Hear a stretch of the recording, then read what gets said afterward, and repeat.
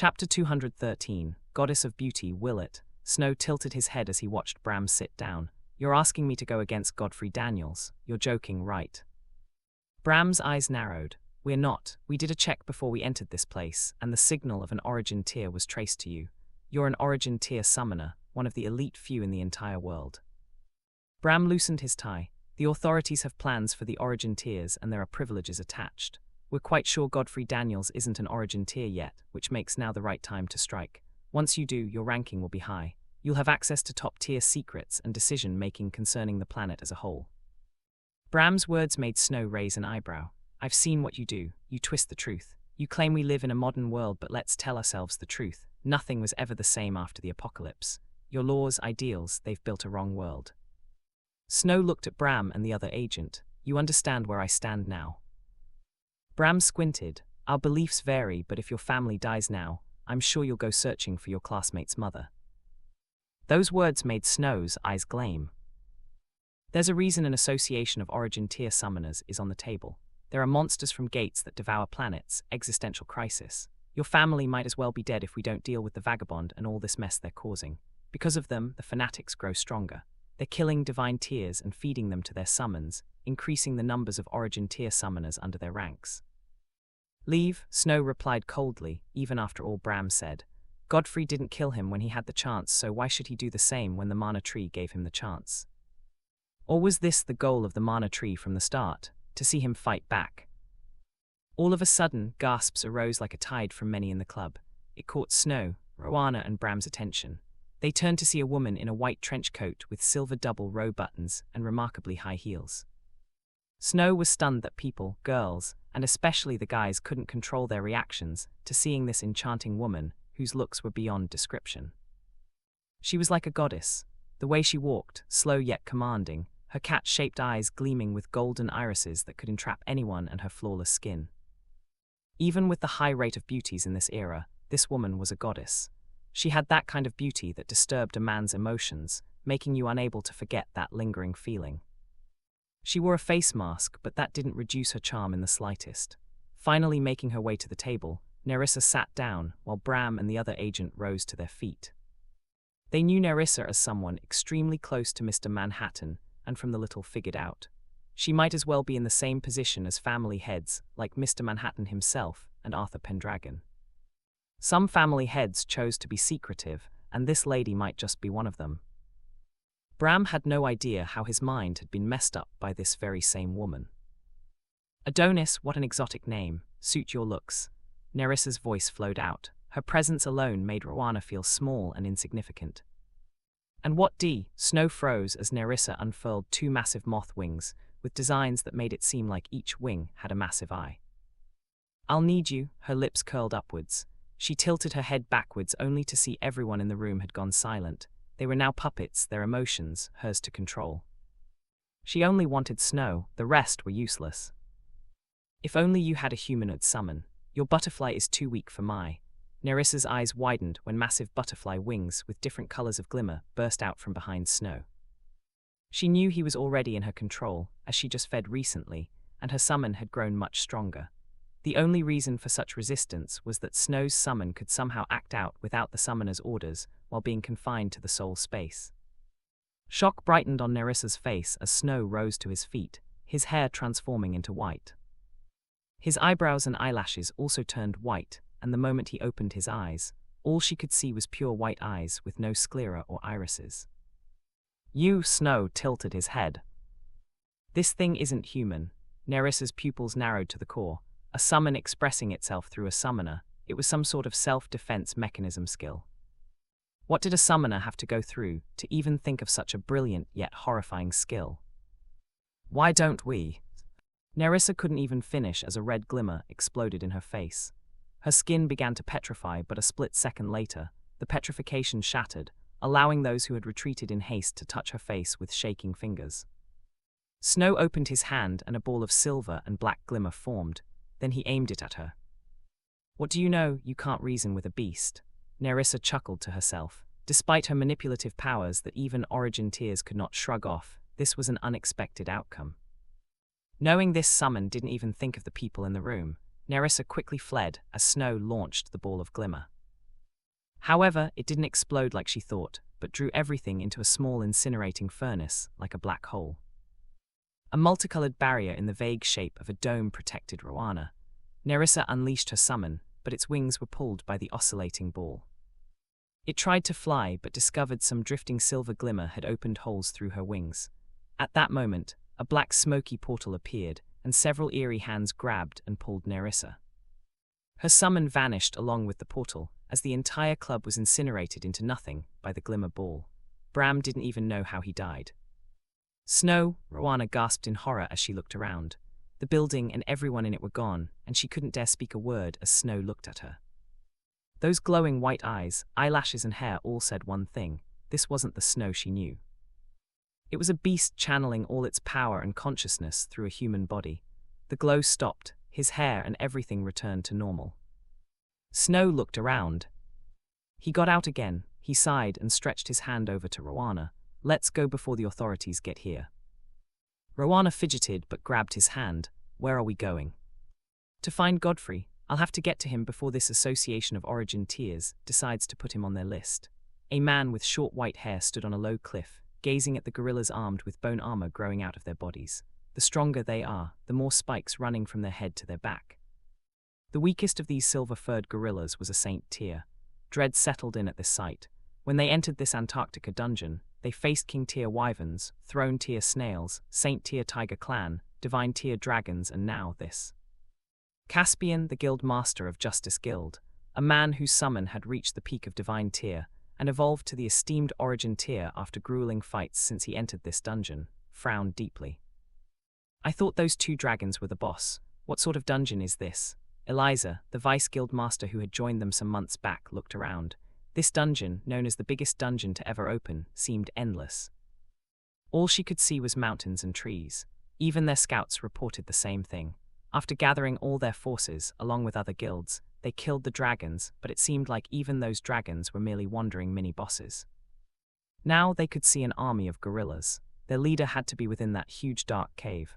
The height of the cave entrance alone was close to 50 feet. If the gorilla boss was that big, things might have been easier for them, as that would make it an easier target, but Eliza doubted the gorilla was that big. We've been gathering lots of resources from this dungeon. This boss, I think it might be an Origin Tier 1. For now, let's leave the dungeon.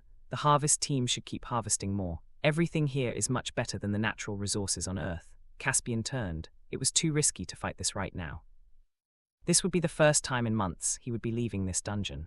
3 summoners with summons that could open portals activated their abilities, and almost 150 elite members of the Justice Guild went through it. They appeared at a snowy expanse, miles upon miles away, and found almost 1,000 people standing there, all from different renowned guilds around the globe. Caspian couldn't even ask why they were all gathered here, as this reason was right before his eyes. The blue swirling gate was now black and crackled with blue lightning. Caspian doubted his eyes. All these guilds here, including his, have been killing the beasts in this dungeon for months now. How in the world did a dungeon outbreak occur?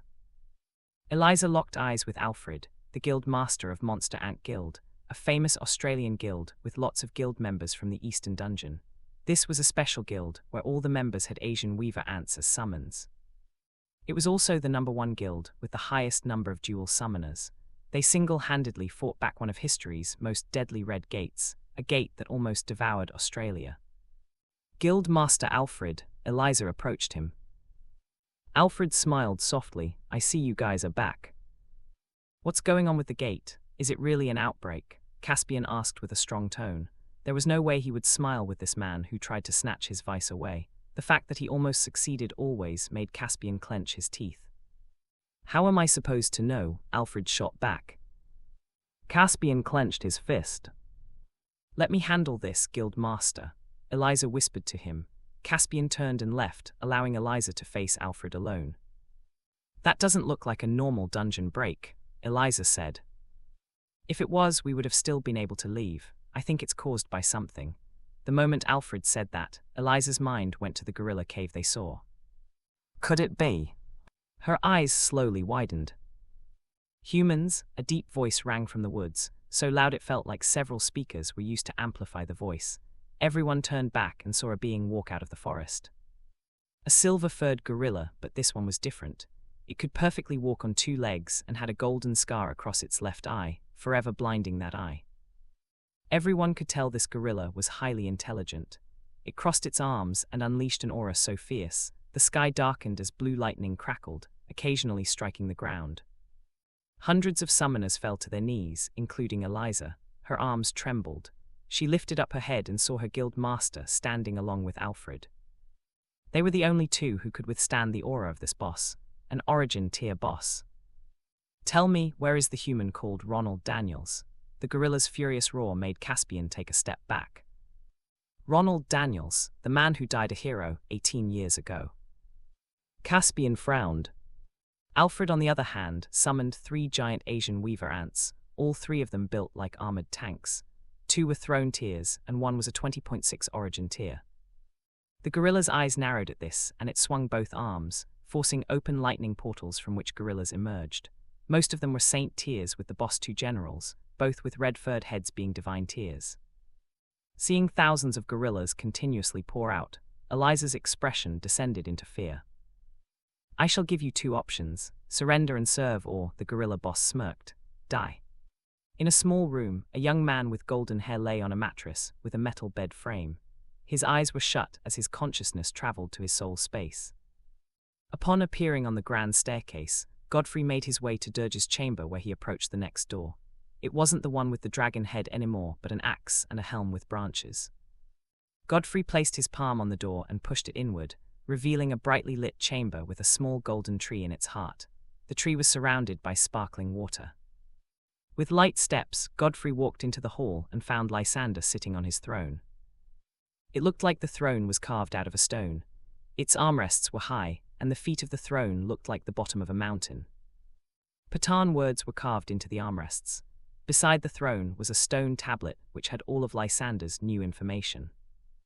"No need to stand," Godfrey said to Lysander as he approached the stone tablet. "Name Lysander. Type hybrid. Tier 15. Potential 17. Description: an elf-turned knight, first of his kind, sworn to the Golden Order, anointed by the chief alchemist. This knight commander possessed incredible strength and stunning agility. Wields the Continental Axe, a weapon capable of making other weapons impossibly heavy. In blackout state, this knight gains the ability of the monster he fused with, which are immunity to various forms of seen and unseen elemental attacks, control over ice, and a remarkable surge in agility. Fast as a phantom. 15 already. It could be an effect of the mana fruit, but this is the fastest growth I've ever seen without a dungeon core." Lysander was currently his most powerful knight, with Dirge, who had finally risen to 14, her peak right behind him. Her ability to grow through absorbing life force ensured her fast growth.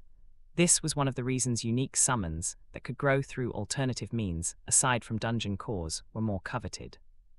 Having such a summon meant owning the advantage of fast growth. "I practically gained just 10% symbiosis from you, Lysander. I don't know if it's because you're different or my symbiosis will just get smaller and smaller." Godfrey clenched his fist and loosened it. "I'll have to aim for the title of king. Unlocking the next night should make me a crown prince. Maybe my connection with the castle will get stronger from there, and once I access symbiosis, I'll easily surpass origin tier." Godfrey mused. He didn't know how, maybe it was the castle giving him this subtle feeling, but Godfrey just felt that his next night might rekindle that first feeling he had when Mountain came. That power. Excitement coursed through him. Finally, he was close to the castle's core and was about to unlock its most daunting knights that might be able to keep up with him. He activated Echo, and an intricate axe, nothing like a barbaric-looking axe, appeared in his hand. He folded his fingers around the wooden hilt with golden engravings. The feeling of the axe in his hand felt natural. It was like he had been training with the axe for almost 1,000 years. The feeling was surreal yet real. Unbelievable but factual. At that moment, Godfrey swung it. The axe blade cut through the air, leaving a faint blue trail that chased after the gleaming silver axe. It was mesmerizing. Even the air itself seemed to give way. Though the axe was much bigger than his longsword, they weighed almost the same. That aside, Godfrey approached a pillar and took a deep breath. His eyes turned gold, and black and icy mist billowed out of his mouth and fist. "Remarkable agility, huh?" He cracked his neck and threw a punch at the pillar. His fist moved like a blur, and this was without lightning infusion for speed. Intrigued, Godfrey assumed a proper stance and launched a flurry of punches. The pillar made out of pure mana cracked as his fist struck the pillar over 200 times in 4 seconds, completely shattering that portion of the pillar. The upper side was disconnected from the lower side. The rubble on the floor was all frozen solid. "You're a menace," Godfrey told Lysander as he was deeply impressed by his 6th night. He opened his eyes in the real world and sat up. With a soft exhale, he rose to his feet and turned to the window from where he looked down. He was 2 floors above the ground. The vagabonds were going about their daily lives with their summons. He found it hard to incorporate his nights into this, as everyone and everywhere became tense when they appeared. After all, nights weren't made of chats, especially the Golden Nights. Only Isolde seemed to be quite interactive and comfortable with them. Just then he heard a knock on his door. Godfrey approached the door, opened it a little, peeped before opening it properly. Lucy folded her arms. She wore a sun visor, a jacket that belonged to the engineering department with little grease stains, tight pants and boots. "How are you doing today?" she chirped with a bright smile. Godfrey smiled, his eyes closed. "Cute, unfortunately he's Isolde's," Lucy sighed inwardly. "Where's Isaac? He always follows you around, so it's strange he's not here." Godfrey looked at both sides of the corridor with a raised eyebrow. "He left on a mission, Percival too." "Percival went on a mission?" "All I can say is the captain figured out a way to convince him. Since I was sent to call you, I think it's your turn," Lucy replied. "I see, where exactly was Percival sent?" Above a vast ocean, the sky was filled with dark clouds and roared madly with thunder and lightning. The waves of the sea were raging and unforgiving, and a huge ship struggled to keep aloft. Despite its stunning size, before this hurricane, it was akin to an ant. "Captain, just what in the world is going on?" Someone shouted, but discovered the captain wasn't speaking. He turned to see the captain frozen in shock, as were the other sailors. They were all rowdy some seconds ago, and now it seemed like he was the only one panicking. The man snapped toward where they were all looking, and fear caught him. He staggered backward, shocked to his bones at the sight of a corpse. A kraken, one of the territorial beasts that had claimed a portion of the Atlantic Ocean as its domain, floated there, its mass almost 2 times the size of this cargo ship. The sea had turned bright blue due to its blood, and on its head sat a young man. Soaked from the rain, he sat there, holding his golden trident still plunged into the kraken's head. The hurricane that almost sank their ship didn't even bother him. Lightning struck, brightening the world and allowing them to have a good glance at his face. One man killed the kraken. The sailors looked at themselves with disbelief. This was a creature that had tanked a nuke. If it was one of the heads of top families, this sight would have been amazing but not as shocking. In another location, a small dumb boy stood before a towering building, almost 50 stories but abandoned due to sanctions. It was already late, the sky had gone dark, and yet he stood there, underneath a street lamp. His mother had promised him she would return. She just needed to find his ball, which he mistakenly threw through the window, but it had been nearly 4 hours since then. She told him she'll be back soon, so he stood, hoping that she would come back like always. His determination outweighed his body's urge to rest after standing for hours. "Hey," someone caressed his head. This made the boy look up at a golden masked man in black hoodie. "I don't know if you know this, but you're standing before one of the most dangerous green gate I've ever seen." Godfrey looked down only to see tears had begun to spill down the little boy's cheeks. "Do I look that scary, or is it what I said?" Godfrey was confused. The little boy kept pointing at the building, and when it didn't look like Godfrey would understand anytime soon, he grabbed Godfrey by the arm, leading him toward the building. "Stop!" Godfrey held the boy's shoulder and squatted. "I can't take you into a dungeon. I'll fetch what you lost there, but you remain out here. Don't take a step in there. Deal?" The little boy nodded. Seeing this, Godfrey smiled a bit behind his mask. "It's quite late. I wonder where your parents are, or are they the ones in there?" His eyes gleamed at the thought of that. That would explain why a little boy would be out here at this hour. Upon rising to his feet, Godfrey looked at a dark alley. Golden light lit up in there and something came out, but blended into the darkness. With that done, Godfrey walked into the abandoned skyscraper. Not long after he was gone, 3 men walked into the lonely street. The biggest amongst them was held up by the other 2 men, a sign that they got into a fight and lost miserably. As they got closer to the boy, the big man's eyebrow rose. Isn't that the son of that beautiful Russian woman who moved in 2 months ago? His friends looked at the boy. She never lets that boy out of her sight. What's he doing outside by this hour? One of them asked. Who cares? This is an opportunity to get close to that woman. She must be scared and out there searching for her little boy or oblivious. Regardless, imagine how she would react once I bring her boy. The big man shrugged off his friends and approached the little boy. The stench of alcohol forced the boy's face to squeeze. Lost? The big man asked, looking at the boy like he was some prize. That gaze made the little boy shrink back. Come, I'll take you home to your mother. He stretched his hand and grabbed the boy's tiny arm. Just then his eyes shrank as something came out from the alley. It was fast. All the big man saw was a golden blur. In the next moment, a towering knight loomed above him, the edge of his longsword a hair's breadth away from the big man's neck. The big man's friends had wide eyes and even wider mouths as their faces paled. They slowly moved backwards. I won't let you hurt the boy. The big man bellowed as a portal appeared and a huge crocodile lunged at Mountain. Mountain tilted to the side, narrowly evading the crocodile before launching a kick that sent the huge beast through a building. The big man's eyes shrunk greatly as Mountain grabbed his face, the knight's large gauntleted hand easily wrapping around his head. At the sight of this, his friends fled for their lives. Is that the little boy's summon? Seems like it. Their hearts almost left them when Mountain burst out of the earth. That was the crocodile's innate skill. It could move through the earth without being noticed despite its size. Both men fell as Mountain aimed his sword at them. Speak and you will die. My lips are sealed, I swear. One of them bellowed while the other fainted out of shock. The summon could speak. Was it really a summon or a huge man in armor? On the other hand, Godfrey stood in an area with lots of rock formations. He perched on a tall formation, watching Dirge in her banshee form flying over lots of formations before landing.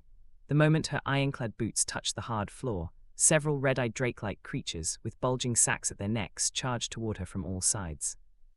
The sacks swelled and they spat balls of flames like ancient catapults. Dirge, whose tier rose to 14.5 in blackout state, lifted up her staff. She had stored her screams in this staff, and at her will, multiple banshee screams unleashed as one. The shrill scream was accompanied by a catastrophic sight. It was like an atomic air bomb set off. This rock formation forest that spanned a mile shattered. A fierce wind swept everything outwardly, and Dirge opened her mouth at that moment and screamed. Black miasma burst out of her.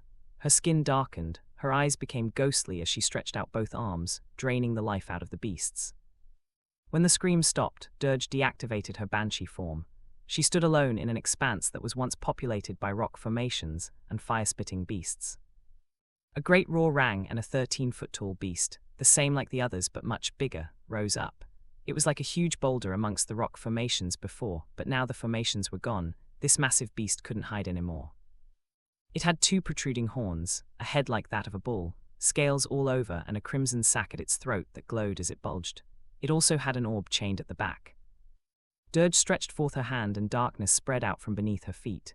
Her shadows rose up from it.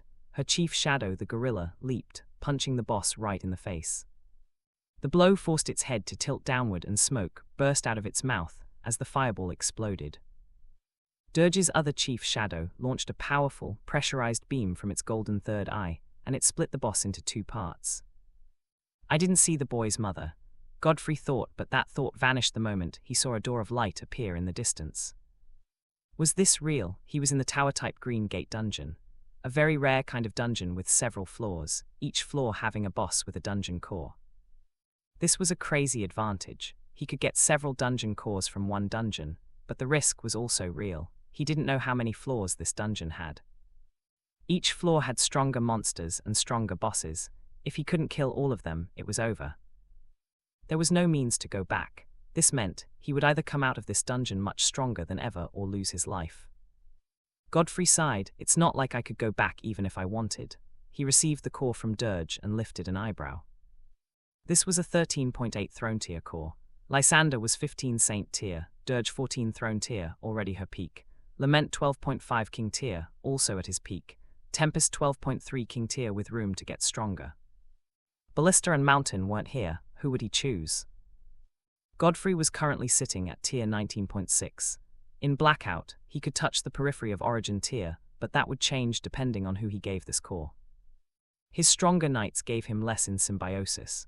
Mountain could give him a complete 50% return, but calling Mountain right now would leave the boy outside, defenseless. Especially now that he discovered the boy's mother might be in one of these floors. It was strange how dungeons handled normal humans. The probability of her being alive was low. Back to the main issue. Ballista was guarding his mother so he wasn't available, which leaves Tempest, Lament, Dirge, and Lysander. Pushing Lysander upward might help him unlock the next knight, but this core wouldn't give him much. On the other hand, it could do wonders for Lament. His mounted knight was still his most iconic. Lament. Godfrey muttered softly as he opened a portal from which Lament came out, astride his warhorse. Lament had reached his limit at 12.5, which was why he was hopping a 13.8 throne tier core could stimulate his potential. Mountain had shown growth, same for Ballista and Tempest. Here, Godfrey stretched forth his hand and Lament took the core. It melted, the pure mana flowing through his arm into his body and down to his mount. A pale golden glow emanated from Lament. A spiral golden horn grew out of the plate armor on his mount's head. Lament's armor became more intricate with double pauldrons, scar-like openings on his great helmet, replacing the teary eye holes, and the golden foliage on top of his great helm became fuller. A huge round shield, with lots of runes, etched round and round, like a spiral manifested out of golden light, and hardened into a heavy-looking metal shield. Lament and his mount grew so much that together, they were 16 feet tall. His cloak was split into two and had different colors, one side pale gold and the other ghostly silver. He grew from 12.5 to 14, with a potential of 15.9. His evolution made Godfrey smile. Not only was Lament now more powerful, through Symbiosis, he the summoner also inched closer to the Origin Tier without Blackout state. With Dirge and Lament behind him, Godfrey went through the next door. After 2 more floors, Godfrey's expression grew solemn. The 2 bosses he faced weren't that much stronger from the first one and his knights handled them. There was no need for him to step in, however. He doubted the boy's mother was alive anymore. And contrary to what he first assumed, he might be in this dungeon for a while. Each floor was like a world of its own. It was better when the monsters came toward you, but going after them took much time. "Let's go," he told Lysander, Dirge, Lament, and Tempest as he approached the next gate. The 2 cores had gone to Dirge, but she didn't evolve. It seemed like he would have to invest in Tempest for now. As he came out from the other side of the light gate, Godfrey found himself in a forest. The trees were thick with a large canopy of green leaves. There wasn't much grass, but different sizes of boulders were a common sight. Some trees even grew on them. I wonder which monster we're going to fack. Godfrey's eyes widened at the sight of a shoe. A woman's shoe lying beside a tree with thick roots. "This might be where she is," he said inwardly. "Tempest, summon your bear army and head south. Dirge, you head north. Lament, you'll head west, and Lysander head east." At his command, the Golden Knights moved out. Tempest walked into a clearing with 30 lightning bears, the bear lord increasing their numbers to 31. Tempest's eyes gleamed as he tightened his grip around his weapon's hilt. Before him were orcs, hundreds of them in a valley, thronging the bald cliff of a hill. All of them were green-skinned, not the normal kind. It was a repulsive green, dark and ominous. These orcs were also taller than high orcs, with the shortest of them being around 9 feet. They wore beast skins and fangs. All of them faced the biggest orc Tempest had ever seen. This orc stood on top of the bald hill, and he held a human woman by the head, hovering her above the horde. This orc wore a white bear's skin. Its head was on the orc's head with the bear's fangs tilting downward, while the arms of the bear came down the orc's shoulders, right to his chest. The woman it held up struggled, crying as she stared at death right in the eye. And the death she stared at were the hundreds of ravenous humanoid beasts awaiting her fall. These were corrupted orcs, high orcs that had been blessed by the berserk demon god to become rampaging monsters of overwhelming brute strength and madness. They ate their catch alive. They were the worst kind of orcs to face. They were plagues. Even the greenery in and around this valley had faded. Tempest knew these orcs very well because of the cost it took to bring them down. There were 2 chimeric phoenixes, the male and the female. Unlike other knights, he wasn't made to rule over troops, but to become a terrifying machine of destruction to his foes by working with his partner, the female chimeric phoenix knight. Lightning crackled through Tempest's double-bladed greatsword as he remembered how she fell to these orcs. It was like he was back there, as that orc stabbed a rod through her chest. The sight of her tendril wings growing dimmer reflected in Tempest's eyes like he watched it happen once more. The orc warlock noticed Tempest and raised an eyebrow. It lifted its large, muscular arm and pointed at the knight. Vuka, his voice reverberated through the valley. Hundreds of robust orcs turned, their eyes on Tempest and his lightning bears. Roars filled the valley as they charged upward. Tempest entered blackout state, and his wings lifted him off the ground. The bear lord roared, brandishing his claws before leading his immortal until of bears against an army of throne and Saint-tier orcs. Tempest aimed to recover the human woman, while his bear army acted as distraction, but when he flung his double-bladed greatsword at the orc warlock, it simply grabbed it. All that velocity and lightning was useless against the 19.9 divine tier orc, who flung the sword back. Tempest grabbed it, calling forth a descent of lightning on the orc after it tossed the human woman aside. The warlock leaped out of the pillar of lightning, moving so fast, Tempest only reacted when the warlock hit him. His claws dug into Tempest's chest plate as it raised the other hand and slammed down on the knight's head. Dust exploded high, leaving a mushroom image in the sky as the forest shook. The warlock grinned as it rose to its feet, tilted its head toward the sky, and roared victoriously.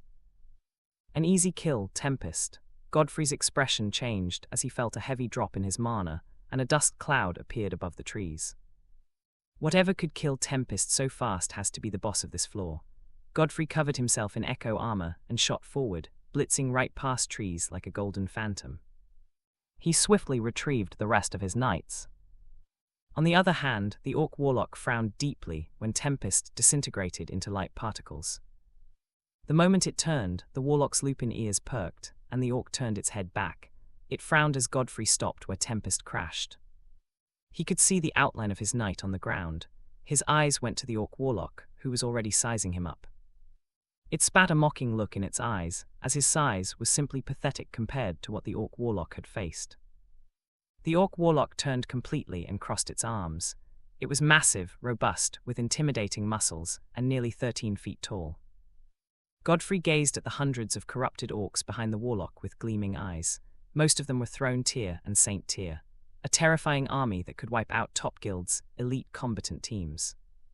To think the difficulty would rise up so much. Was this the last floor? Your defiant gaze amazes me. Somehow, you think you can defeat me and my army. The orc warlock language made Godfrey's eyes narrow slightly. Godfrey manifested a longsword as diagrams appeared behind him, from which Lament, Dirge and Lysander came out from.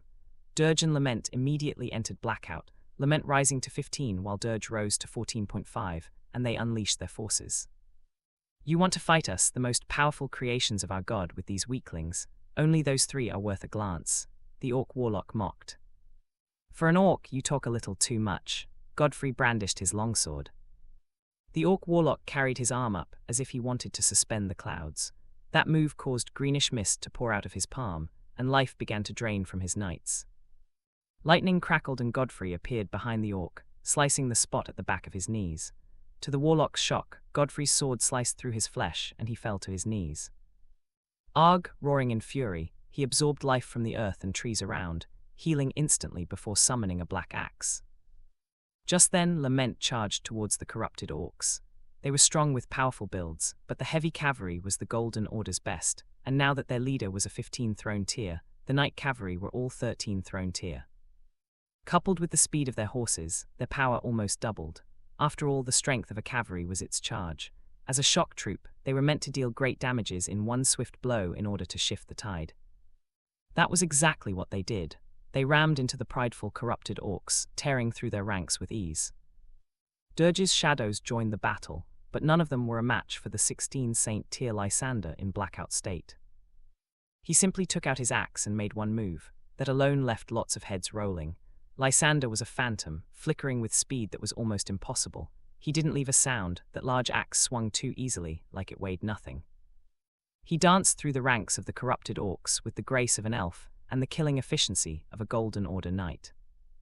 While this fight went on, the orc warlock swung his axe, unleashing a green crescent arc that drained all life from everything it hit, strengthening the warlock and enraging him further. You're strong, I'll admit, but not strong enough to back up your claims. Godfrey's voice rang in the orc's ears, and it looked down to see Godfrey at his side. Just as he was about to move, Godfrey swung his arm. He was too fast for the orc to follow. It only noticed when everything went upside down. The orc warlock lost his head. That is for Tempest and look. Godfrey turned to the other side of the battlefield, where the last few of the orc warlock's warriors were cut down by Lysander. His eyes went to the bald cliff. There a woman stood, unsure if she should be hopeful or not. Godfrey went up the hill with a single leap. Upon landing, he sensed a dungeon core in a huge tent made of several beast skins stitched together, but ignored it as he faced the woman. "Do you have a son?" Her eyes widened. "Jasper, what happened to him?" She almost broke into tears. "He's fine, he's under protection. Once I get the core, we should be out of here." Godfrey went into the tent, grabbed the core, but when he came out, his eyes landed on a gate of light not far away. Another gate. Godfrey looked at the divine tier core in his hand. More gates meant stronger bosses, but it also meant he could try aiming for unsealing the next castle chamber. Lysander. Godfrey tossed the core to his elf knight. Lysander caught the core. After absorbing it, he rose from 15 to 16, a massive growth of one which, for his tier, was incredibly massive. 2 more bosses of this grade, and the Dragon Knight would be unsealed. Antarctica. With a scream, a 10-feet-tall woman with immaculate proportions, fit for a female Amazon warrior, sliced through a white gorilla. This Amazon warrior was a humanoid summon, and fused with her was her summoner, Eliza. The Amazon warrior lifted up her head at the dozens of trees launched at her, and the others fleeing. She brandished her sword and small round shield before slamming them together.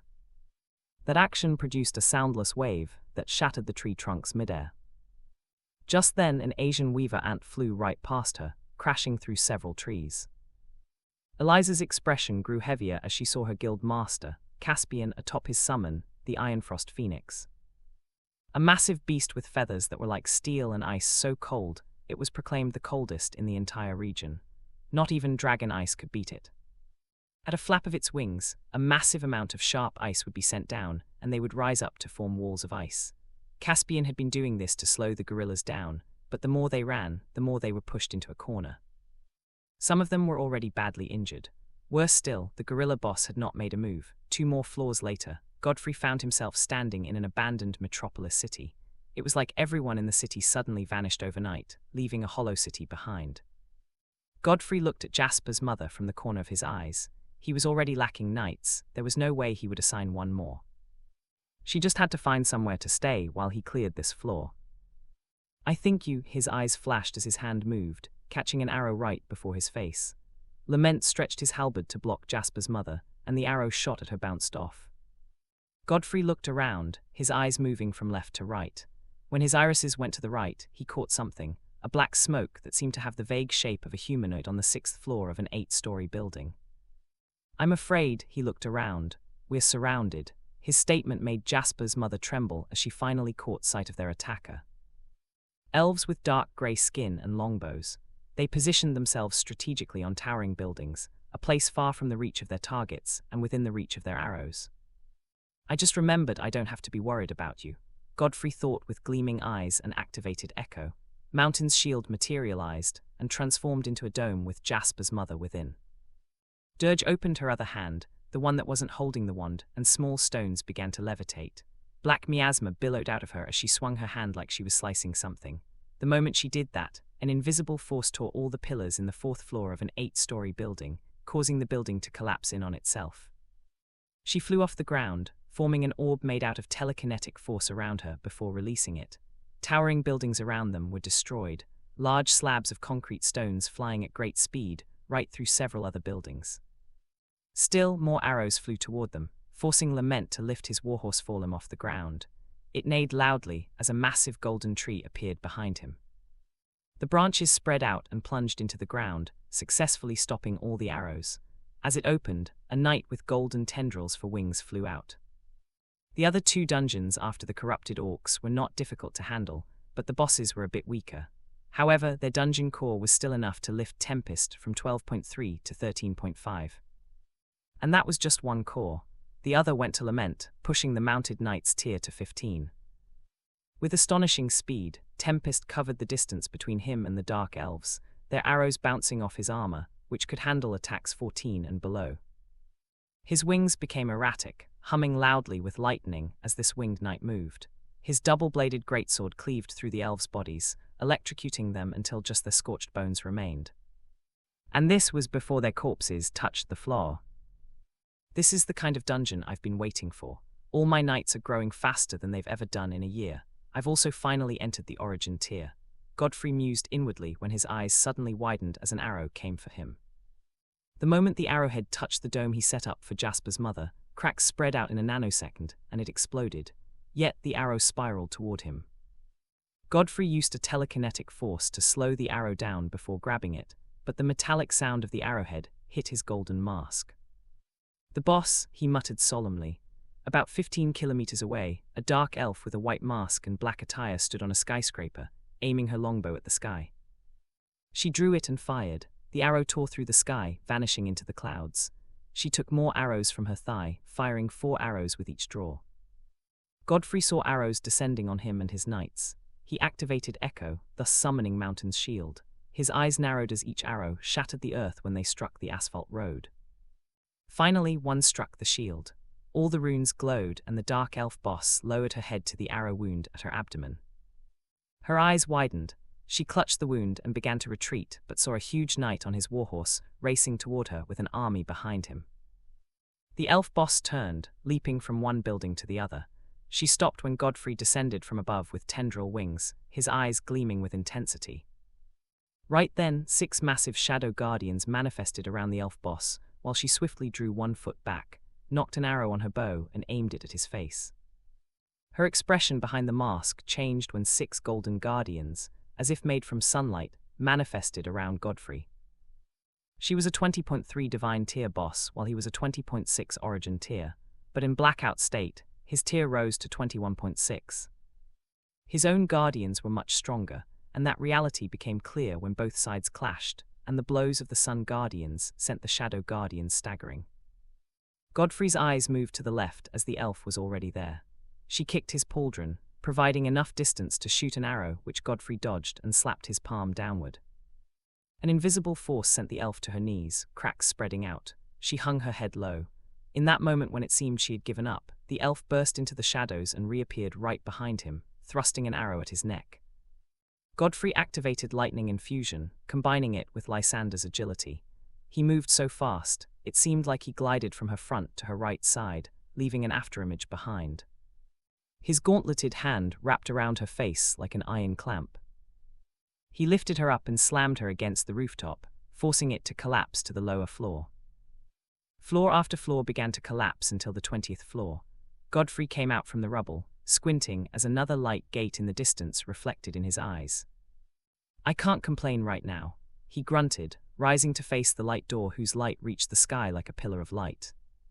He began to notice a pattern, though. Every single monster here had been touched by a demon race. This was an invasive dungeon with a mastermind right behind it. Godfrey sat on a pile of rubble with a dungeon core in his grasp. This was a 20.3 core, just 0.3 tier shy of origin tier, and he knew just who to give it to. "Lysander," he called out to his 6th knight, who walked over and caught the core Godfrey tossed at him. The knight commander absorbed it, rising from tier 16 to 17. Godfrey appeared in his soul space, his heart beating hard as he approached the end of Lysander's chamber. Lysander had reached his peak, rising from 14.5 to 17 in a very short span. Had it not been for this dungeon, it would have taken him quite a while to get here. Luckily for him, it turned out to be this way. He gasped softly while staring at the huge wooden door. After taking a deep breath, Godfrey placed his palms on the 2 sides of the door and pushed it inwards. With a loud sound, the door gave in. He walked to the end of the hallway and saw a huge tablet, almost 10 feet tall. Name: Dragon Knight of the Golden Order. Type: Hybrid. Tier: 19.5. Potential: 22. Description: A Knight General, Dragon Lord of the Sun, Twin Blade of 100 Suns, Comet of Annihilation and Destruction. Can wield flames of the origin sun, the hottest flames ever seen. Master of the dual sword style. In blackout state, this general can choose to transform into the sun dragon, becoming a living, breathing sun in the shape of a monster. A top-level divine tier knight with an origin tier potential. I knew this knight would be different, but this is on another level. Could this be the difference between generals and other ranking knights? Godfrey's eyes went to the door. On it was a dragon soaring the sky with the sun above it. Beneath the dragon was an entire landscape of dead Golden Order knights. Their bodies formed hills, their blood formed streams. The land was scorched beyond comprehension. Staring at the magnificent beast, he was certain no dragon was like this. This dragon was an entity linked to the sun. It could also be the reason he always saw a sun behind the castle. That might have been this dragon knight all along. His eyes went to a small figure standing.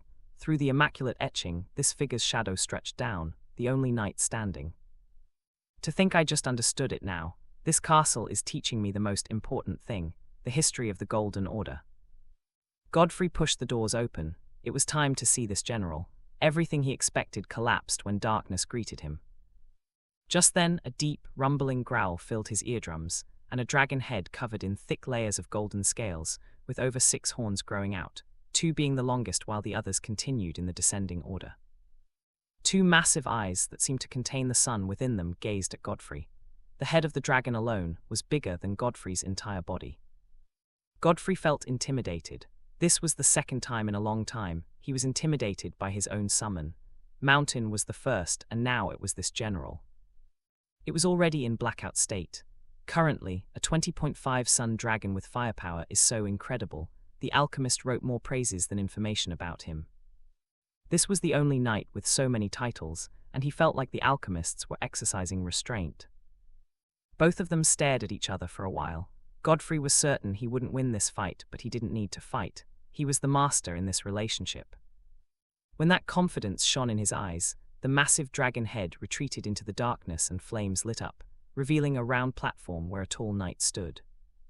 Clad in the golden plate armor that was like the scales of a dragon, wide, sharp-tipped pauldrons, a white loincloth in between 2 long legs clad in armor, and a brown belt that held 2 swords. His helm resembled a dragon's skull. The top rose into sharp, jagged ridges like broken horns. Some were curved, others were straight and jagged. It had an angular visor slit, revealing 2 glowing draconic eyes. The general went on one knee, slammed his fist against his chest plate, and bowed his head. "It is an honor to be before the crown prince." Godfrey approached him and touched his pauldron. "I feel like you've existed in the castle longer than the others. Should I name you?" "I must be named. Those that are not named will be banished from this castle. We must bear the name given by the king." The dragon knight responded. "I see," Godfrey exhaled. He remained silent for a long while before a name that suited his taste came to mind. "Solstice, that is what you shall be called." "I shall bear this name with pride. You are the crown prince, the throne isn't too far. Tell me, what are your desires? I shall bring them to you," Solstice said solemnly. Godfrey smiled softly. "I've truly stepped into a new stage. I can face the next floor with confidence." His eyes opened in the real world. He just remembered he was still sitting on a pile of rubbles, but that wasn't too important. His eyes went to the light gate. Godfrey jumped down and made his way to the gate. His new knight, the 7th knight, would definitely be amongst the most powerful summons in the western region. He couldn't wait to see what Solstice could do. Godfrey couldn't believe his eyes as Solstice stretched forth his golden gauntleted hand, and 100 golden flame balls appeared. Most of them were small enough to be covered by the palm of an adult, but the heat billowing off them was enough for Godfrey to activate Mountain's shield dome. Solstice himself faced off against a horde of undead. The moment he pushed his hand forward, the sun balls blew up, laying waste to hundreds of undead. Yet Solstice was unsatisfied. He lifted his hand up, manifesting a massive sun ball. That hand transformed into a dragon's arm. The entire terrain changed, orange and red reflecting on the faces of the skeletons, especially the dark lick leading them on a skeletal horse. Solstice launched it, wiping out thousands of skeletons and leaving a gaping hole, forever changing the terrain. The dark lick's ghastly blue orbs in its eye sockets increased as its bony jaws fell downward. Solstice blitzed through the battlefield, unsheathing, slicing off the lick's head and resheathing his swords before grabbing the lick's head. Solstice made his way back to Godfrey, went on one knee, and presented the lick's head worn the dungeon core, which was chained around the horse it rode. "Your spoil, my prince." Next, modified vehicles traversed through the forest in the Antarctica dungeon. One major perk of having a team with lots of diversity was even logistics was accounted for. A summon with the capability to store their vehicles, should the dungeon be too dangerous for them, had never received so much praise, as these vehicles helped them outpace the gorillas. They were strong and had fast reflexes in close combat, but these cars ran on cores and were never exhausted. Each vehicle could carry up to 20 summoners, and all the guilds that came had a total of 30. Unfortunately, the total number of summoners had reduced greatly. None of them expected an all-out war against an army of Saints-tier guerrillas that were almost impossible to kill. They could even replace their decapitated head and regenerate from all types of attacks that were not above their tier. The red-headed divine tier mini-bosses or generals of the gorilla boss were able to wield red flames, which proved to be much hotter than the orange one, and could also regenerate endlessly. Eliza had succeeded in taking off the head of one mini-boss, and that was when she realized there was no greater dread than a ferocious enemy that couldn't be killed. Its flames grew even stronger, and the gorilla eventually reattached its head, shocking her to the core. This was beyond any kind of self-regeneration she had ever seen. It was almost necromancy. And it all dawned on them when they realized it was the gorilla boss ability all along. That lightning was just one in its arsenal. As long as the boss remained alive, those gorillas would keep regenerating and coming back. "We need to kill the boss," Eliza declared while sitting beside her guild master, who drove the modified vehicle they were in. The driver had unfortunately been devoured by a gorilla after his summon was crushed with one blow. "By the time we do that, everyone might be dead." "Maybe you might not even survive too," Caspian replied grimly. "I've seen you fight before, guild master. Can't you freeze that boss army so we can face the boss?" a grey-haired young man asked. If Godfrey or any of his classmates were here, they would recognize this boy as Alistair, the aloof student from Polaris. Seated beside him was Serafina. She looked more mature and her pink hair was braided into a long ponytail. She wore a face cap and had a solemn look on. Both of them sat with other summoners of the Justice Guild, all of whom were clad in combat attires, made from dungeon metals and beast parts which were to serve as basic defense should a summoner's mana run out, or if they were not quick enough to react to an attack. Each and every one of them also had pistols strapped to their thighs. This was also another basic need, as these bullets were carefully made to be able to kill powerful summons, as the normal bullet could barely kill anything above elite tier. These are Saint tier monsters we're talking about, and hundreds of them. I might be an origin tier summoner, but immobilizing an army that big isn't possible.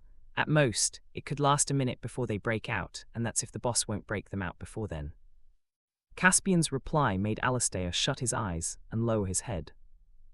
"What if we find somewhere to keep the others, and we face it with all the Saints tiers we have? With you and Guildmaster Alfred, we might stand a chance." Eliza spoke up. "That's true, I was able to control those gorillas to fight each other. With other Saint tiers to aid me, we might be able to win," Serafina added with conviction. Her ability to make those who look at her peacock wings puppets that would do her will resulted in the least amount of casualties around her. Together with Alistair's pure offensive summon, the duo could take down a divine tier with ease. "How many Saints tier do we have?" "At most 20 of them and not more than 3 divine tier summoners. It would still be tough to defeat the boss," Caspian replied. "But we would stand a chance and there wouldn't be unreasonable losses. Besides, we have 2 origin tiers. You and Alfred can't lose to just one boss. You're amongst the strongest in the world. Origin tiers are not more than 100. Even if they are, the extra would be just a handful," Eliza said strongly. "Where are we going to drop them then?" His eyes widened when he saw a towering wall made out of plain rock. It was like that rock rose out of the earth and became the most natural-looking wall anyone had ever seen. Caspian drove out of the forest, thick with trees, into a serene, sprawling grassland. It was beautiful, nothing like the chilling frost outside this dungeon. Once they conquered it, this place would definitely become one of the most famous tourist zones in the world. All of a sudden, rocks rose from the grass, slamming some vehicles. The impact sent them swiveling right into another speeding vehicle. Caspian's eyes widened. "Leave the car, now," he bellowed, slammed the door open and jumped out right after opening the back latch door. Everyone jumped out as a rock protruded from the earth, slamming the modified vehicle into the air. Eliza unleashed her summon. The Amazon raced towards where the car would land and caught it with a light grunt before placing it on the ground. Caspian summoned his phoenix and leaped on it. He wasn't the only one heading for the wall. Alistair fused with the phantom mantis and blitzed forward. No one could see the mantis. It was completely invisible even to the senses. Caspian was the first to get to the top of the wall where he saw dwarves manipulating the earth. They were being attacked by dwarves, one of, if not the rarest kind of humanoid creatures to ever find. Even elves and fairies were more popular than them. His phoenix spread its wings and an ice wave spread out, freezing the dwarves on the wall. They weren't more than a dozen, which was quite stunning as this wall was incredibly massive and long. The phoenix turned and manifested a staircase that led up to the wall and another that led right down the land beyond the wall. Destroying the wall would not benefit them at all, which was why Alfred didn't attack, or his Asian weaver ants, known for their formidable strength, could demolish this wall in one blow. While descending into the other side, Serafina was stunned to see the small earthen houses laid out on this beautiful place, filled with lush green grass and few trees. There was a mountain with a waterfall behind this small settlement. Standing before this settlement were dwarves ready to fight. Of course, to them, these dwarves were monsters that should be killed, and at the end of the day would keep respawning to be killed again. However, something odd stood out, or someone odd. It looked like a human standing in the midst of these dwarves covered in what looked like rags. One of his arms was entirely golden, and his long golden hair fluttered softly in the gentle wind. Half his face was also covered. "Is that one the boss? Looks a bit odd in a village of 4 feet tall dwarves," Alastair asked with a raised eyebrow as hundreds of summoners descended down the many-ice staircase. Alfred summoned his Asian weaver ants. All 3 of them came out their portals and ran toward the dwarves. All the stones sent against them were shattered by brute strength alone. The origin tier ant, standing at an impressive height of 15 feet, unleashed a roar as its aura swept out.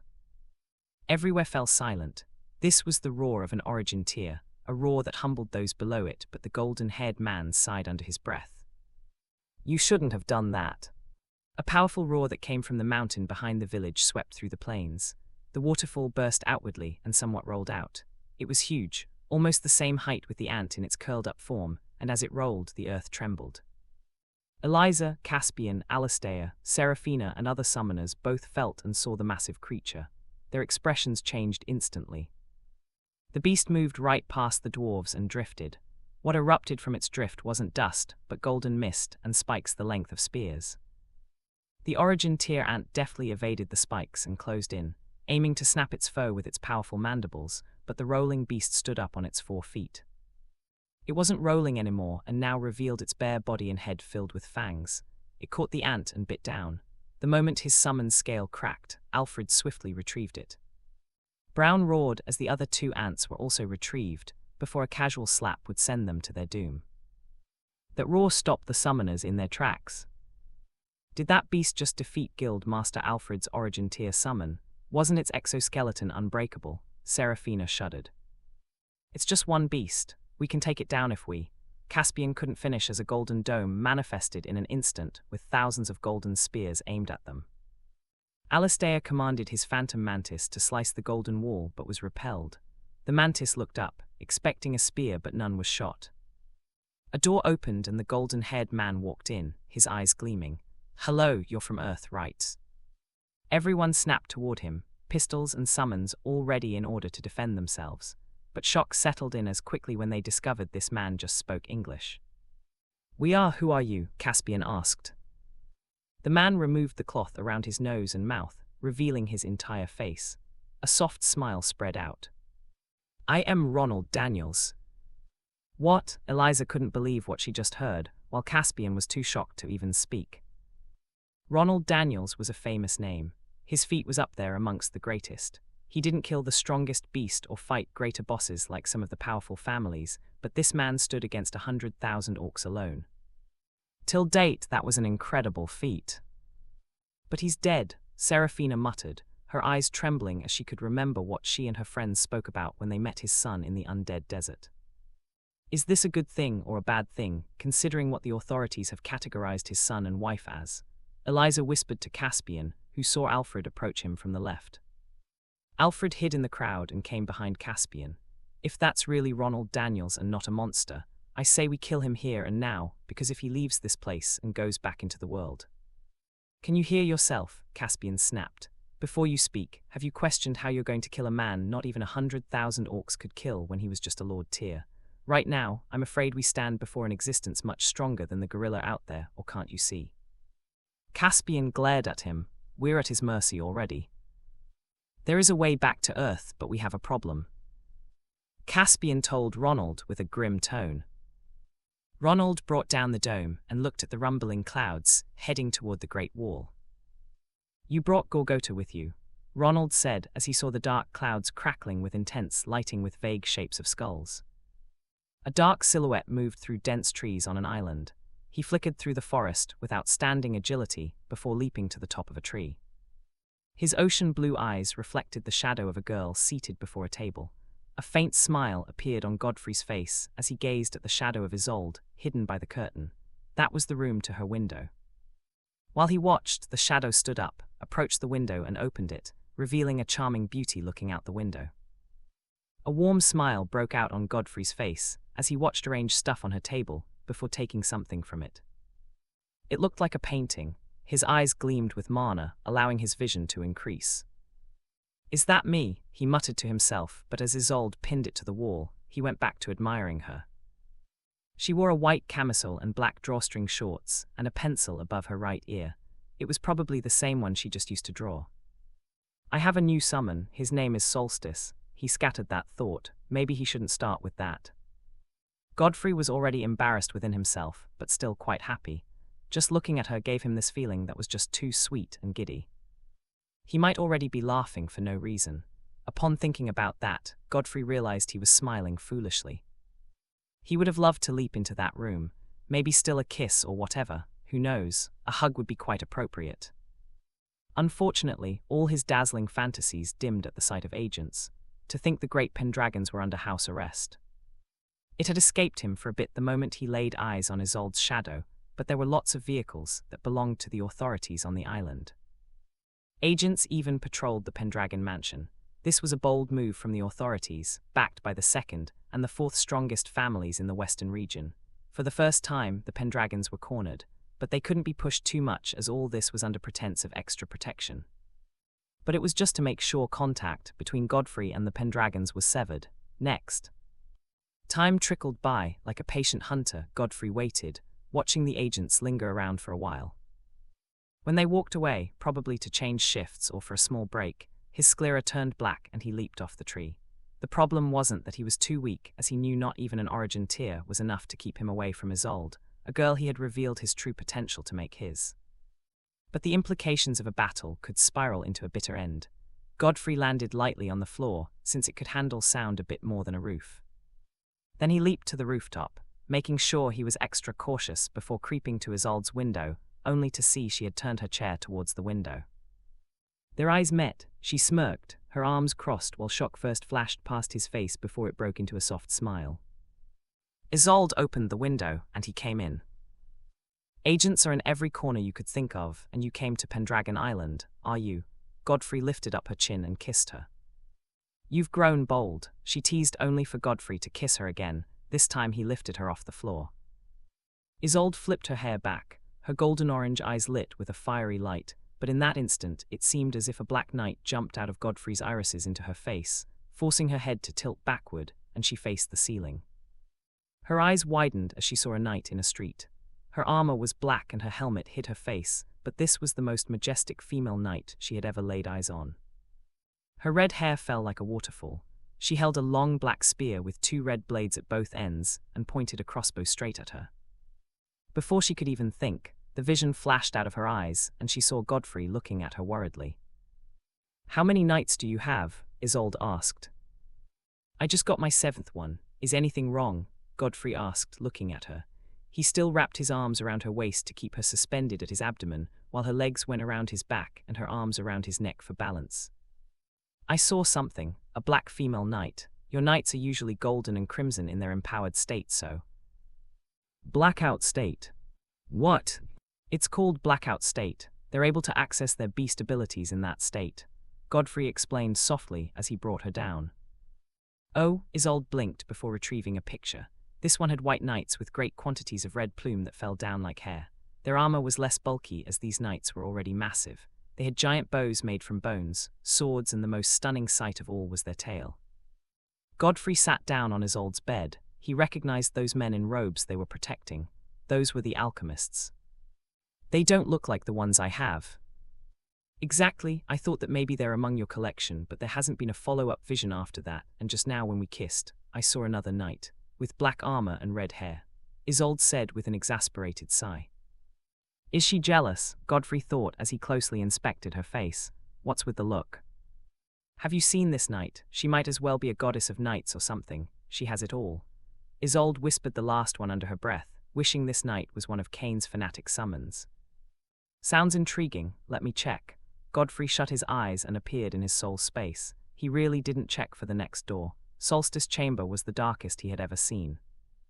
When he got there again, it was the same darkness. I need light. The moment he said that, torches lit up, revealing the hall, though it was still dim. It looked like a cave with rough edges, and Solstice's throne was built into a rock carved to look like a dragon's mouth. The Knight General approached him with light strides. Where is the next door? Solstice turned and led him down a cave-like path.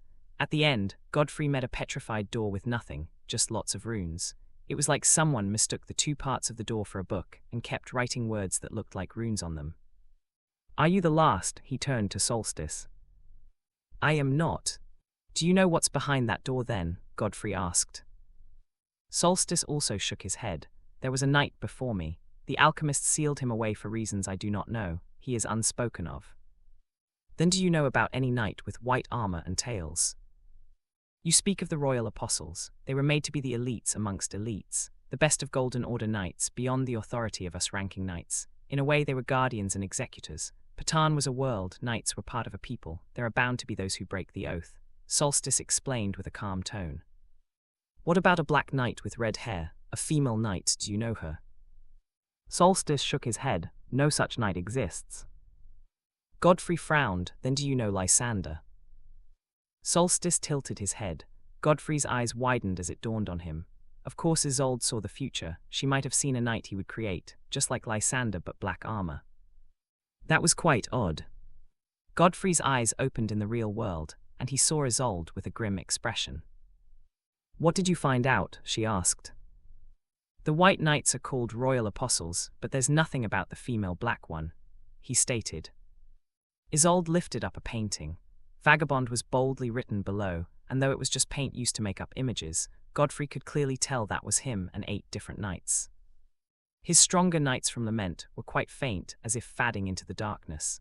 Their golden colors were the only thing that made them eye-catching in this painted world of darkness. He could barely make out Solstice properly, and there was another one behind him.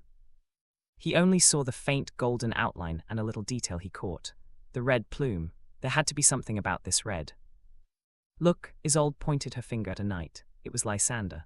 My entrance into your life, our relationship should have altered a lot, but somehow Lysander existed in the future I saw and this one, meaning with me or without me you would have created Lysander as your 6th knight. So you're saying if I eventually create this black knight as my 8th or 9th? Isolde completed what he started. The future has changed, completely. As much as I don't want to admit it, the future has changed and it might be my fault. Isolde, I was so obsessed that I couldn't stay out of your life. I thought little changes wouldn't mean much, but a change in the number or order of your knights is the entire thing crumbling. It's like I shattered your future. Her voice cracked. And what exactly was in that future that was so great? I have you, I have my mother, and if the authorities want a fight, we can face them. He rose to his feet. You don't understand. I've always known your next step, at least the ones directly relevant to your future. Saving your mother, knowing me, it's too much. Leave the future, Isolde. Focus on the present. Besides, my mother died in whatever world you saw. You might die in this one. I won't, Godfrey said softly as he held her hand and drew her into his embrace. I won't, none of us would. Is it me or is Miss Isolde conversing with someone? A maid walking past the room paused, looking at the door suspiciously before deciding to knock. Knock, knock. She hit the door twice. Miss Isolde, the maid called out. Just then the door swung open, and the maid quickly went 3 steps back when she saw Isolde. What is it? Isolde asked coldly. I heard you talking. I was a bit confused and wanted to make sure. The maid tried peeking into the room, only for Isolde to swing the door wide open. Go ahead, look. Her stern tone made the maid chicken out. Isolde exhaled softly, staring at the empty hallway after the maid had left. She couldn't trust them, not when there was a probability the authorities had bribed some to monitor her. Who knows, they could even threaten their families, just to ensure they gave in to their demands. She had seen how cruel the authorities could be when they desperately wanted something. Before high school she admired the agents, but now it reeked to watch them continually twist the truth. She closed the door and looked at the empty room. Godfrey was gone. Isolde pouted as she stared at the forest while leaning on the window frame. A few hours later, a subway train stopped at a station, and Godfrey emerged with the crowd. His head was hung low with the hoodie hiding his face. In this huge crowd, he was almost invisible. Like a grain of sand at the seashore, his eyes went to the screen of a guy beside him who watched the news. The anchor was speaking about a dungeon in Antarctica which had been sealed by an unknown force and might be the first mission for the Association of Origins, an organization of the world's strongest summoners. Both of these things were too far to affect him for now, so Godfrey turned his attention away. His mind went around the revelation of the royal apostles. Even Isolde drew them around the alchemists. Did this mean he would not be able to summon them? Knights were created to be called elites, in an order where even the weakest was an elite to other races. Knights that were both guardians and executors, even to the likes of Solstice. Was there a catch here? And what was the deal with the next knight that was sealed off? Why would the alchemists seal off a knight, and from the looks of things that knight might be their strongest? Quite a few questions he wasn't expecting had popped up now that he was a crown prince by the castle's standard. Well, I have a dragon knight now. It doesn't look like those royal apostles can be summoned individually, though. Come on, Godfrey, stop thinking about those knights. He shook his head. The second he opened his eyes, Godfrey discovered everyone had vanished. The light sound of footsteps made him look back. Long time. Godfrey frowned at the sight of Snow. He wore a loose white top, bogus pants and black sneakers. His necklace had a black butterfly-shaped pendant. Black hair, I guess that's the effect of the mana fruit. If the effects were like Percival's, then I guess I'm up against an origin tier summoner. It's a good thing I gave the Dark Licks core to Solstice, and he rose from 19.5 to 19.8. Godfrey muttered within him. No words, Snow chuckled, flashing a charming smile. His expression changed in the next moment, his smile vanishing like it was never there. You're in my illusion, Godfrey. When did you decide to get weak? A phantom of his summon appeared behind him, with its multicolored glowing wings spread out.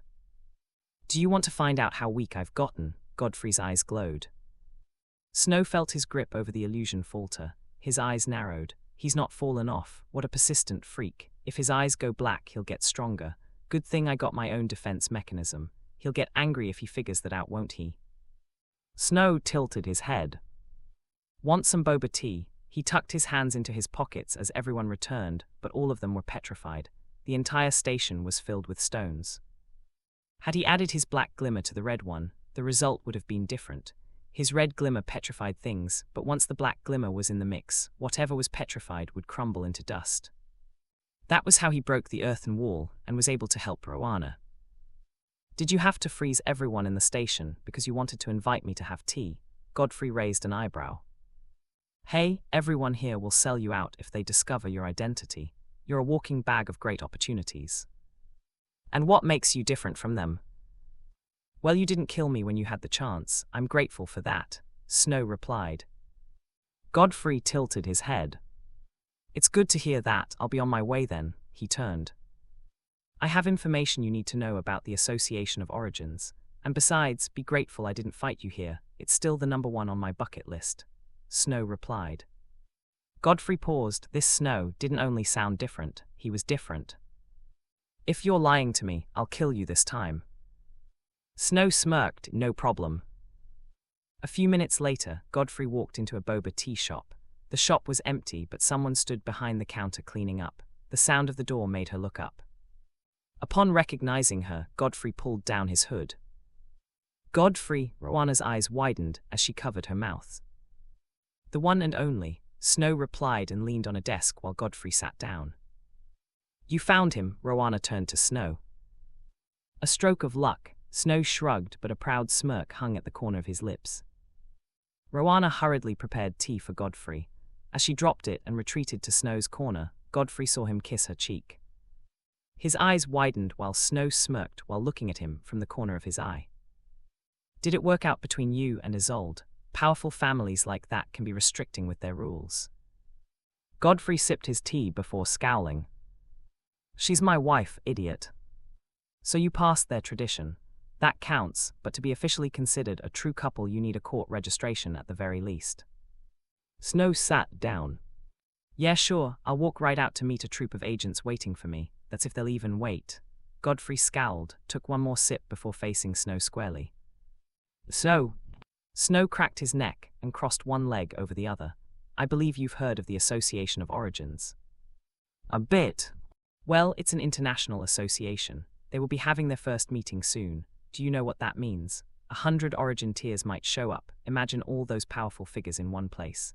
Snow told Godfrey with slightly squinted eyes. They want to hunt the fugitives, Godfrey asked. Well, I was invited with the sole aim of hunting you, so I guess hunting down every fugitive might be amongst the list. Or just your mother. However, Snow's eyes gleamed. The agent said something that startled me. Dungeons capable of destroying Earth. Planet devourers. They might have spotted some, and that's going to be the major aspect of this meeting. At least that's what I believe. Godfrey raised an eyebrow. They're hiding this from the public. Well, the origin tiers have to be gathered, so it would be news of hope instead of despair. I mean, knowing the entire planet is at risk of being devoured would collapse world order, Snow replied. And Kane cares about that. Kane? Godfrey frowned a bit at Snow's expression. This was proof the world at large had no knowledge they were being played by Kane. He's alive, to be more specific. He can live through his clones, and one of them might be one of the 7 heads. Snow's expression changed. The clones have no idea they were made by Kane, and the cycle continues to their descendants. Even our headmaster is a clone.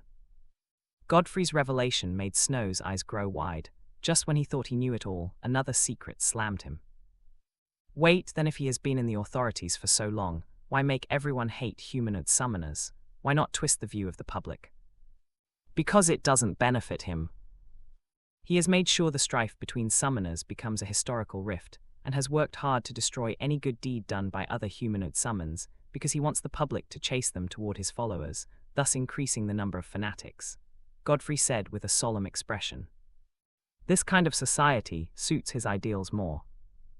People would question it, but with the repetitive news and nationwide destruction caused by humanoids on his order, the minds of the public were corrupted. Godfrey's words made Snow fall silent. So Kane can make people and summons, that's terrifying. What's terrifying is that he wants my mother's summon to make an immortal army and also resurrect himself. For some reason, he's unable to replicate her ability. This perfect life era is a scam, but few will be able to look past the illusion of bringing back a loved one to see this lie for what it is, Godfrey replied. Snow rose up from his seat. He could see Rowanna's horrified face at the corner. What Godfrey had revealed was enough to make one doubt themselves. Had they been pawns all along? What would happen if Kane decided to take over the body they thought was theirs? Snow looked out through the window. It was already late, but the lights from skyscrapers, the road and other buildings chased away the darkness. But this is a world Kane built then. This runs deep, Godfrey. It could mean that Kane killed himself. He knew of their plans, maybe even voted for it and got himself killed just to weaken everyone, making us rest with the thought that he is dead and we only have his headless fanatics to deal with, Snow muttered aloud. Back to your question. Snow turned to face Godfrey. If Kane has gone to such length, I believe he would not want the world he has gained control over to crumble. He'll save it by using the origin tier summoners. I'll be on my way. Godfrey rose to his feet after a moment of silence. Something tells me Kane is interested in you, Snow said when Godfrey reached the door. It can't be a coincidence Mr. Sebastian was our headmaster. It's your summons, isn't it? Your mother isn't the only one he wants. The doorbell rang softly as Godfrey left. Snow looked at the door for a while and sat on a table. What a messed up world we live in, he sighed. What in the world? Seraphina gasped with a pale face. She stood on the wall with many other summoners and like her. Their faces were filled with disbelief and great shock at the sight of a battlefield littered with the corpses of white gorillas, and the gorilla boss impaled by a massive golden spike. Ronald stood in the midst of this slaughter like a stranger. Meanwhile his summon heaved heavily. It had single-handedly massacred this army of gorillas. The tracks of where it rolled past were filled with blood and deep holes caused by the spikes on its back. Its claws left gullies deep enough to swallow a 10-feet-tall pillar. I thought we would all have to fight, but he faced that monster army alone.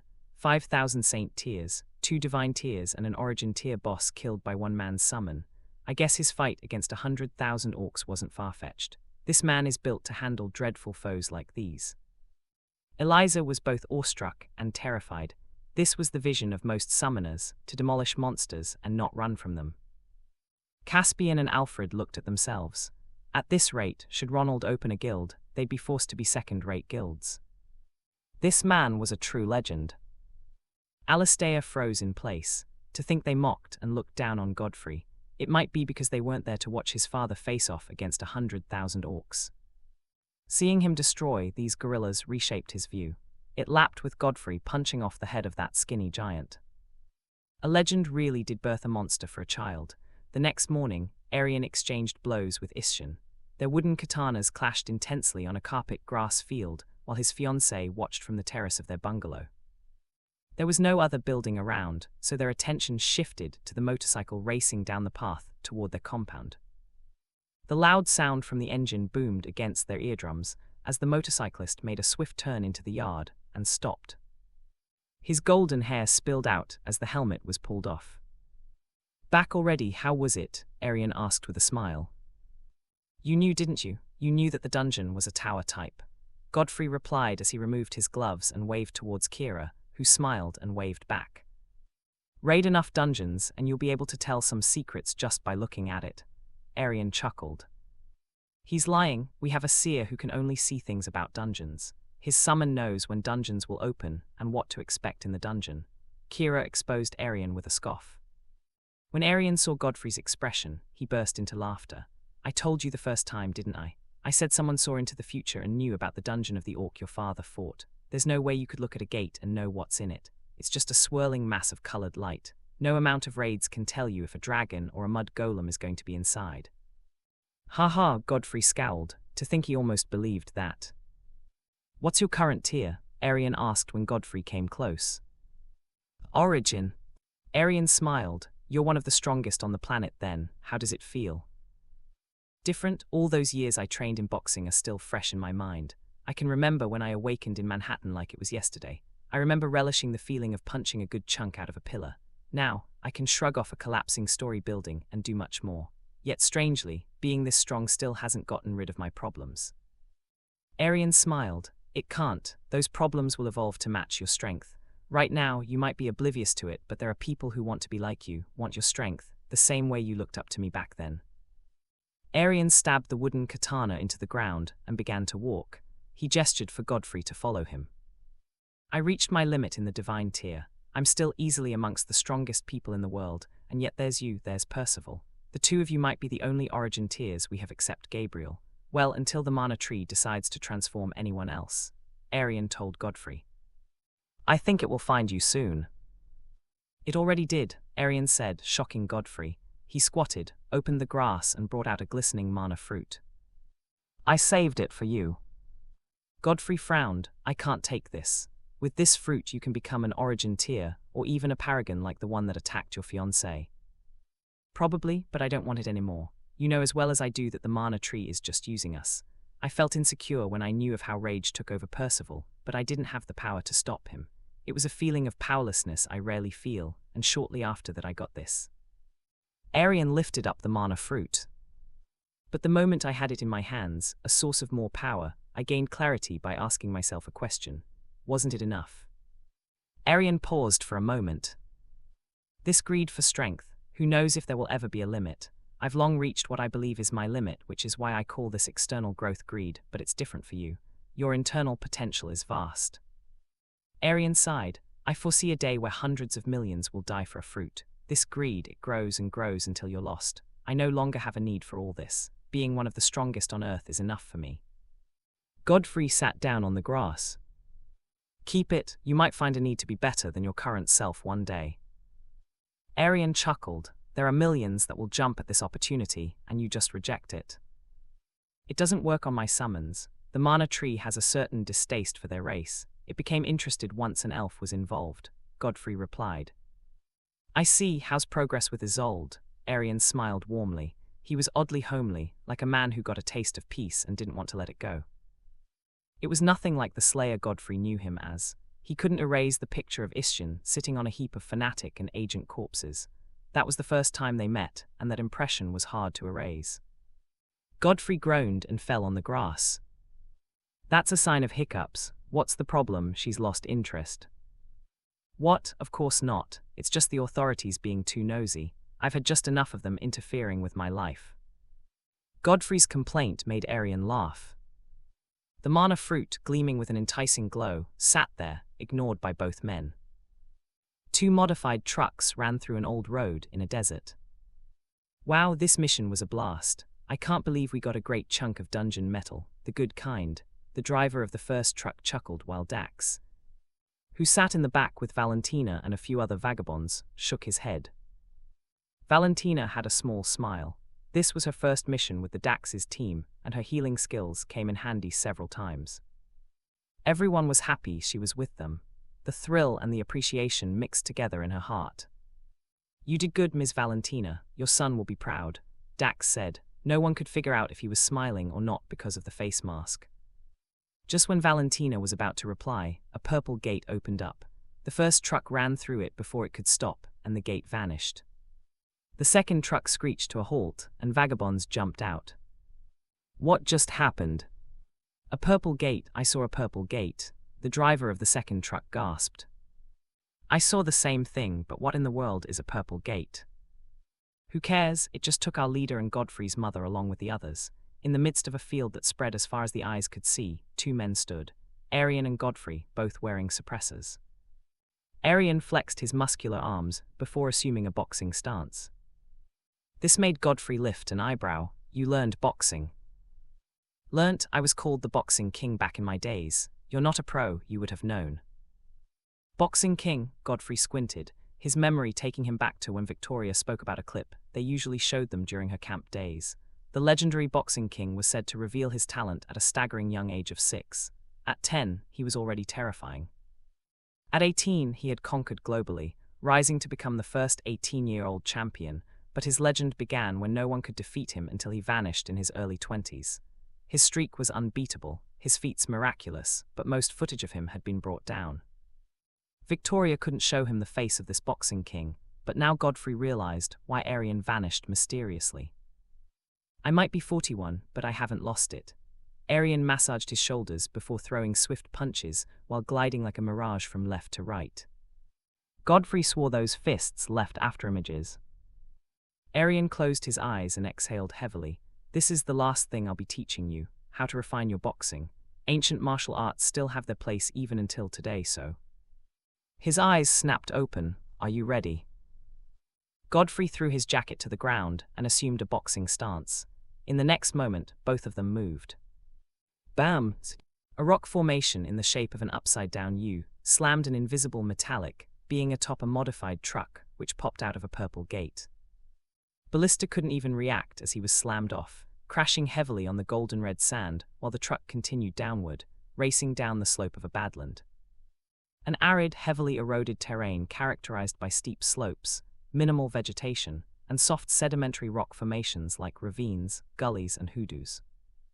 The driver slammed the brakes hard, forcing the vehicle to a stop right at the end of the slope. Everyone took in the sight of endless rock formations of different shapes and sizes, scanty shrubs here and there, with quite a good amount of sand. It was like the rock version of a desert. Just then, giant armored crabs scuttled out of rock caves. Their pincers were massive and heavily armored. Their stingers had crimson vein patterns. Dax could sense it. These monsters were king-queen tiers, and there were almost a dozen of them. Instantly, the driver accelerated. The truck's back tires kicked up sand and dust before zooming into the Badlands while being chased by hungry scorpions. Repeat after me. We pledge our service to the unknown king.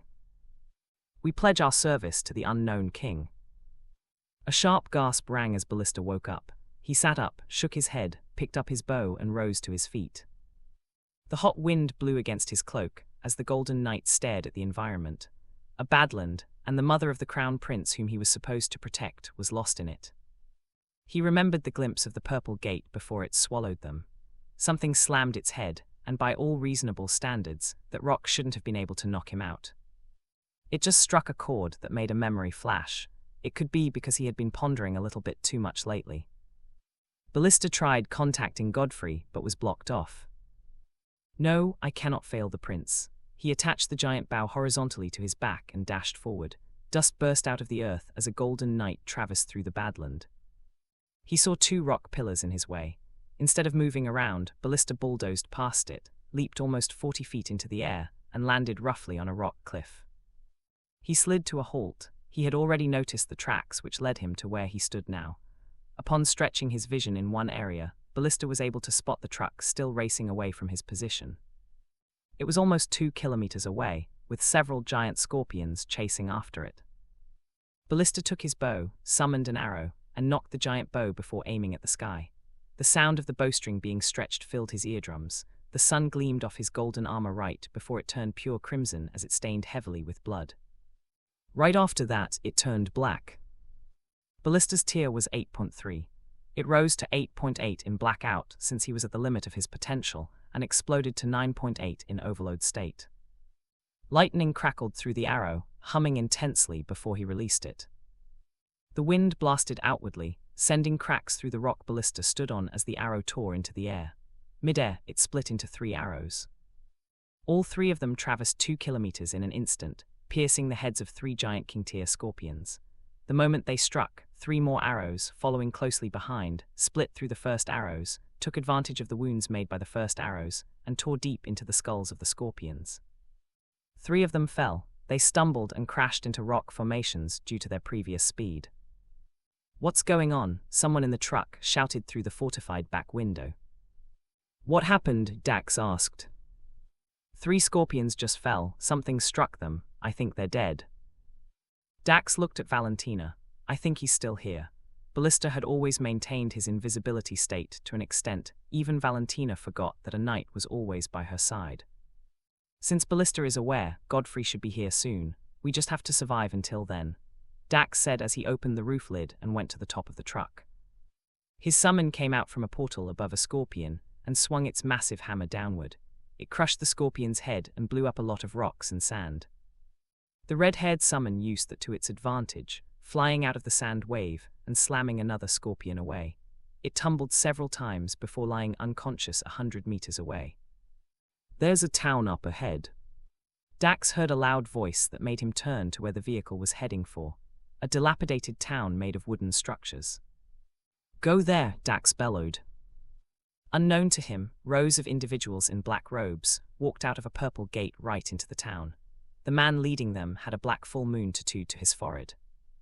And gleaming eyes. Thanks for watching. Please subscribe and like the video and comment down if anything wrong in the story, and if have any suggestion to a new novel or want next part of any series, comment down.